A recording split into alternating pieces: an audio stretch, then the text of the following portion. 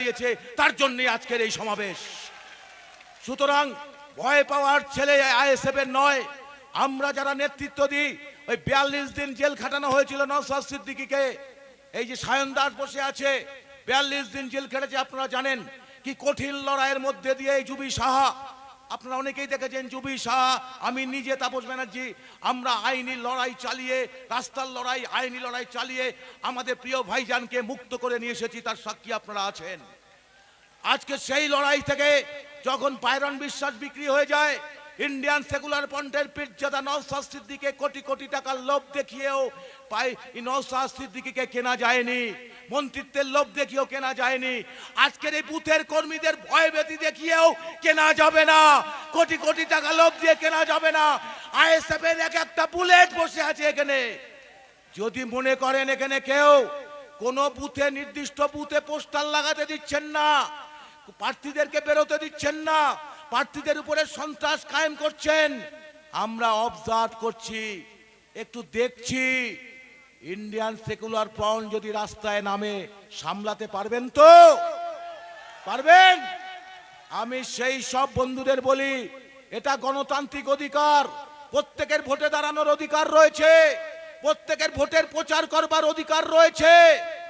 সেই অধিকার থেকে যদি আপনি সেই অধিকার কেড়ে নেওয়ার চেষ্টা করেন, আমরা আইনিভাবে, সাংবিধানিকভাবেও যেমন বুঝে নেব, তেমনি রাস্তায় নেবেও কিন্তু বুঝে নেব, তখন তাই কিন্তু আমাদের থাকবে না। আমরা তৈরি হচ্ছি। ইতিমধ্যেই জেনেছেন, ভাইজান বলবেন, ভাঙড়ের 82 জন প্রার্থী নমিনেশন বাতিল করার চেষ্টা হয়েছিল, আইনি লড়াইতে আমরা কিন্তু জয়যুক্ত হয়েছি। আজকে ভাঙড় ব্লক 2 আমাদের দখলে আসবে। ওরা বুঝে গেছে ইন্ডিয়া, এই তৃণমূল, ওদের পায়ের তলার মাটি সরে গেছে, ওদের আর জেতার জায়গা নেই। তাই যে কোনো মূল্যে আইএসএফ নামক পার্টিটাকে ঠেকাতে হবে। কিছুদিন আগে ঈশ্বরীগাছা মাননীয় বিধায়ক, আমারও বিধায়ক, আপনাদেরও বিধায়ক বলেছিলেন, আর কয়েকদিনের মধ্যে আইএসএফ নামক বস্তু বলে কিছু থাকবে না। শুনেছিলেন তো আপনারা? শুনেছিলেন? আমি সেই বিধায়ককে বলছি, আইএসএফ নামক বস্তু না, আইএসএফ একটা রাজনৈতিক দল। বস্তু মানে পণ্য, যেটা বাজারে বিক্রি হয়। আপনাদের দলটা বিক্রি হয়ে গেছে, দলের কর্মীরা বিক্রি হয়ে গেছে টাকার কাছে। আইএসএফ টাকার কাছে বিক্রি হয় না। আইএসএফ নতুন মতাদর্শকে সামনে রেখে সমাজ পরিবর্তনের লক্ষ্যে আইএসএফ রাজনীতি করতে এসছে। আইএসএফ কোনো বস্তু নয়, আইএসএফ ঘুরে দাঁড়াতে জানে। কাজেই মাননীয় বিধায়ক, আপনি এখানকার সান অফ সয়েল না, আপনি জানেন না অশোকনগরের মাটি অনেক ইতিহাসের সাক্ষী। অশোকনগরের মানুষ সন্ত্রাস দেখেছে, 70 দশকের সন্ত্রাস দেখেছে। 21 সালে বিধানসভা নির্বাচনে আপনি জয়যুক্ত হওয়ার পরে আমাদের কর্মীদের মিথ্যা মামলায় ফাঁসিয়েছেন। আজকেও আপনি কি করছেন সব খবর আমাদের কাছে আছে। আমরা আমাদের কর্মীদেরকে শান্ত থাকতে বলেছি, আমাদের কর্মীদের বলেছি বিড়াল হয়ে থাকো, সময় মতন বাঘের ফনা চলো। সুতরাং এখন কর্মীরা বিড়াল হয়ে আছে, সময়ের সময় বাঘ কিন্তু তারা হবে। সামলাতে পারবেন তো? আর মিথ্যা কথা বলে লাভ নেই। বিজেপির হয়ে প্রচার করছে কে কি, সে তো আমরা বুঝতেই পারছি। যাহা তৃণমূল তাহাই তো বিজেমূল। কে বলছেন? মুকুল রায় বলেছে তো নাকি? আজকে তৃণমূল থেকে বিজেপি, বিজেপি থেকে তৃণমূলে যাচ্ছে।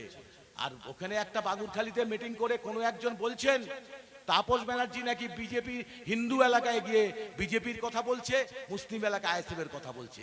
এখানে বহু মানুষ আছে, আমরা কাউকে হিন্দু মুসলিম ভাবে ভাগ করি না।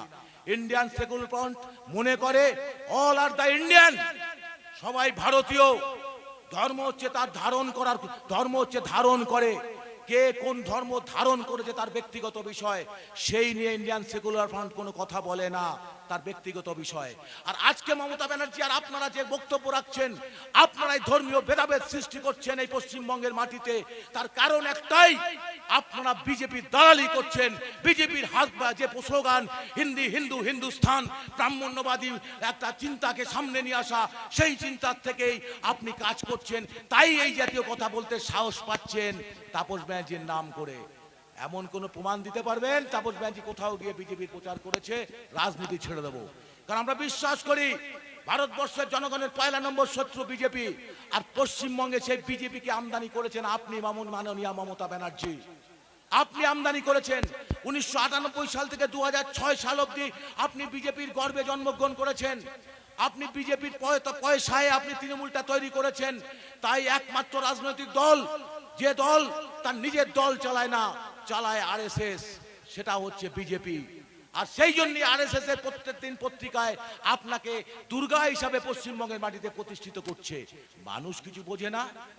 আপনি বলছেন লক্ষ্মীর ভান্ডার বন্ধ হয়ে যাবে পঞ্চায়েত নির্বাচন হলে। লক্ষ্মীর ভান্ডার কে দিতে বলেছিল আপনাকে? আর আপনি তো মায়েদের যখন ভাতাটা দিচ্ছেন, তাহলে আপনি তো মাতৃ ভান্ডার রাখতে পারতেন। আপনি লক্ষ্মীর ভান্ডার রাখলেন কেন? লক্ষ্মী তো আমাদের হিন্দুদের দেবতা। তাহলে টাকাটা তো সকলে, এ দেশটা তো সকলে, হিন্দু, মুসলিম, আদিবাসী, দলিত, খ্রিস্টান, যারা এই দেশে জন্মগ্রহণ করেছে তাদের দেশ। তাহলে সেই দেশের মাটিতে আপনি রাজ্যের বুকে দাঁড়িয়ে একটা সরকারি টাকার একটা প্রকল্প তৈরি করলেন, যেটা আমার আপনার টাকা। সেই টাকায় আপনি লক্ষ্মীর নামটা দিলেন। মাতৃভান্ডার তো দিতে পারতেন। কেন আপনি লক্ষ্মী দিলেন? যাতে আরএসএস খুশি হয়।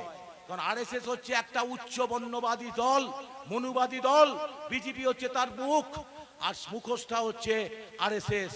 আর আরএসএস যদি মনে করে যে মমতা ব্যানার্জিকে দিয়ে পশ্চিমবঙ্গে তার পারপাস সার্ভ হবে, তাহলে আরএসএস তাকেই তোষামত করবে। তাই 1998 সাল থেকে আজ অবধি বিজেপির সবচেয়ে বেশি আরএসএস এর পছন্দের লোক হচ্ছে মমতা ব্যানার্জি। আপনারা আমাদের রাজনীতি শেখাতে আসবেন না। রাজনীতিতে রাজনীতির লড়াই করুন, রাজনৈতিক বক্তব্য রাখুন। আমরা ব্যক্তিগত উৎসাহে বিশ্বাসী না, আমরা ব্যক্তিগত আক্রমণ করি না কাউকে, রাজনীতিগতভাবে মোকাবিলা করি। ইন্ডিয়ান সেকুলার ফ্রন্ট একটা নিও লেফট ডেমোক্রেটিক পার্টি হিসাবে আত্মপ্রকাশ করছে মানুষের কাছে। এই পার্টিটাকে উত্থানের মধ্যে দিয়ে বহু চাপাচাপি সৃষ্টি করা হচ্ছে, যাতে এই পার্টিটার উত্থান না হয়। কেন?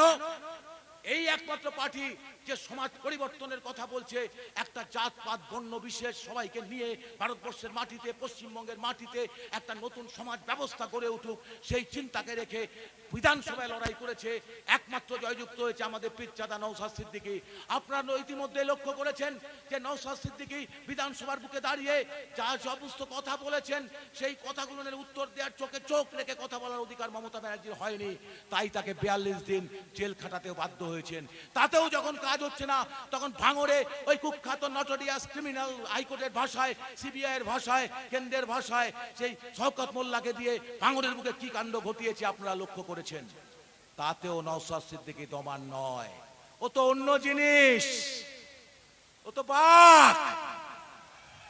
এটা বুঝতে হবে যে নওশাদ সিদ্দিকীর সমস্ত চেলা এখানে বসে আছে, এই সবাই নওশাদ সিদ্দিকী। কি হ্যাঁ কি না? সবাই এক একটা নওশাদ সিদ্দিকী। যে লড়াই নওশাদ সিদ্দিকী আমাদের পার্টির চেয়ারম্যান হিসাবে প্রতিষ্ঠিত করেছে, পশ্চিমবঙ্গের মাটিতে বিকল্প চিন্তা প্রতিষ্ঠিত করেছে, সেই মাটিতে দাঁড়িয়েই কিন্তু আমাদের লড়াই অশোকনগরের বুকে হবে। হবে তো নাকি? যেখানে আমাদের প্রার্থী আছে, আমাদের প্রার্থীকে ভোট দেবেন। যেখানে আমাদের প্রার্থী ভোট দেবেন। তৃণমূল আর বিজেপিকে কিন্তু পরাস্ত করতেই হবে। হবে তো? এই স্বপ্ন নিয়ে কিন্তু আজকে যেতে হবে। কাজে আমি সভাপতিত্ব করব, যেহেতু মাঝে মাঝেই বিভিন্ন কথা বলবো আপনাদের সামনে। শুধু এইটুকু আহ্বান রাখছি, আমার এখানকার যে সংগঠনকে আমরা তৈরি করেছি, মুষ্টিমেয় কিছু আপনাদের সহযোগিতা নিয়ে যে সংগঠনকে সৃষ্টি করেছি, এই প্রথম লড়াইতে যাচ্ছি কিন্তু পঞ্চায়েত নির্বাচনে। আমার প্রিয় প্রার্থীরা এখানে আছেন, আমি প্রার্থীদের সাথে পরিচয় করাবো আমাদের চেয়ারম্যানের।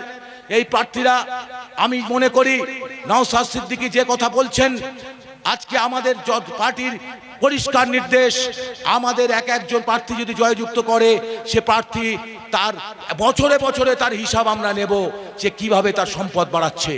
যদি চুরি দুর্নীতি করে, আমরা রাইট টু রিকলে নিয়ে আসবো, আমাদের ইস্তাহারে আমরা জানিয়েছি। সুতরাং আমাদের প্রার্থীরা পরিষ্কার ভাবে এক একটা চাবুক আরেকটা নওশাদ সিদ্দিকী হিসাবে হবে। থাকবেন তো? হাত তুলুন। থাকবেন কিনা নওশাদ সিদ্দিকী আদর্শে?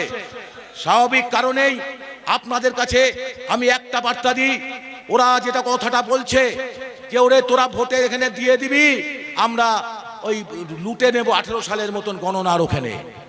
আমি আপনাদেরকে বলে দিই, গণনা কেন্দ্রে ওরা যে সব জিনিস করার চেষ্টা করছে, সে তথ্য আমার কাছে চলে এসছে। কি করার চেষ্টা করছে? ওরা কিছু নকল ব্যালট ছাপতে দিয়েছে, নকল ব্যালট ছাপতে দিয়েছে।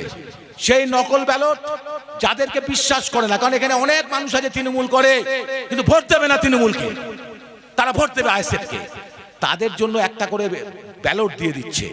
সেই ব্যালটটা ছাপমা মারা থাকবে তৃণমূলের কাছে।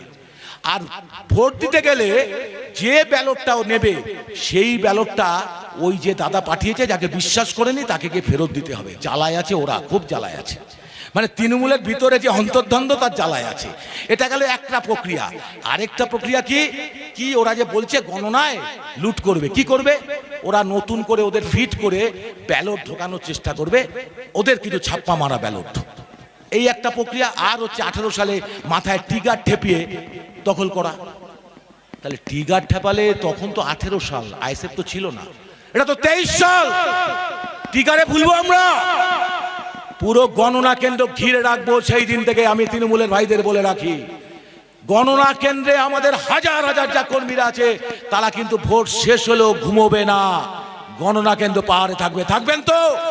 আমি বলেছিলাম আমার লাশের উপর দিয়ে যাবে যদি গণনা কেন্দ্রে সন্ত্রাস করে, আমি নিজে সশরীরে থাকবো, আপনারা আমার সাথে থাকবেন তো?